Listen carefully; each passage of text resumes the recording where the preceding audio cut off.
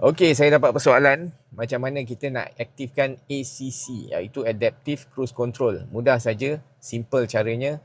Dekat steering sini dia ada gambar steering yang ada huruf A dekat atas tu. Korang just tekan untuk aktifkan Adaptive Cruise Control. Dia kata press accelerator pedal to active ACC mode, and then dia keluar.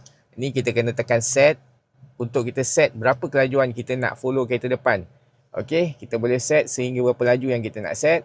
Contohlah kita set sampai 80 km sejam. Okey. Okey, kita dah set dan dia akan follow kelajuan kereta depan tidak lebih daripada 80 km sejam. Tapi kalau kereta depan lebih laju ketika dia drive, mungkin kereta depan pergi 120, dia tak follow lagi dah. Dia hanya follow sehingga 80 km sejam sahaja. Okey. Jadi penting untuk korang set berapa kelajuan yang korang nak. So, bila kereta dah hijau, korang kena tekan pedal accelerator untuk aktifkan. Sekali tu je, just tap saja. Lepas tu kaki saya dah tarik balik.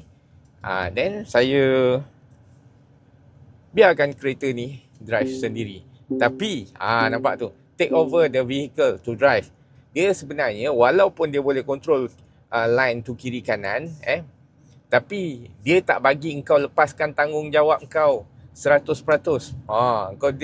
Kau kena bertanggungjawab. Dia hanya sekejap-sekejap saja. Let's say lah kita tak pegang steering kan.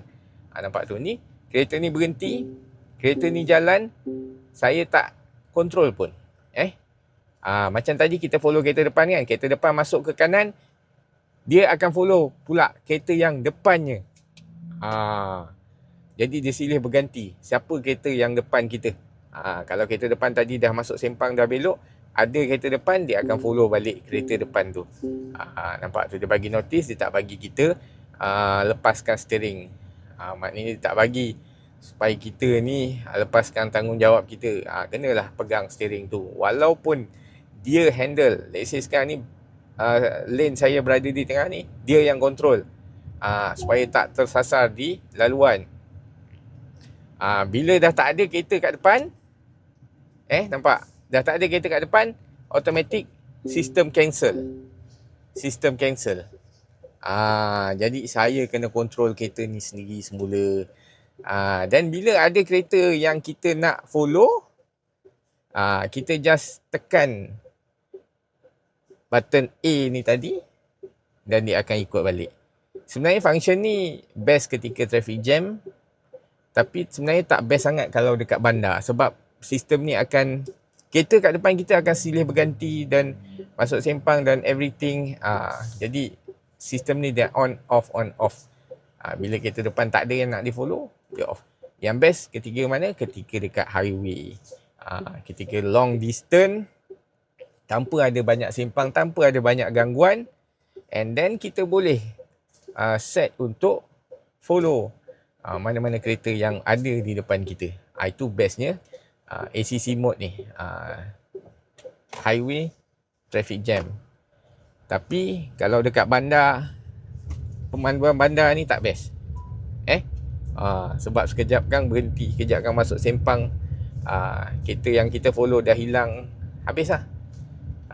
Jadi penat pakai ACC dekat bandar. So gunakan ACC dekat mana? Dekat highway ataupun traffic jam yang panjang. Memudahkan kita. Tapi bukanlah kita menyerahkan segalanya pada sistem. Sistem adalah sistem yang ditugaskan membantu. Nama pun ADAS, ADAS, Advanced Driving Assistance. Sistem, assistant. Dia assist saja, dia bantu. Bukan kau lepaskan 100% tanggungjawab kau suruh dia bawa. Kereta ni bukan autopilot. Cuma ada sistem yang membantu. Kalau autopilot tu lain cerita. Tapi untuk pasaran-pasaran dekat Malaysia, kita belum lagi ada fully 100% autopilot.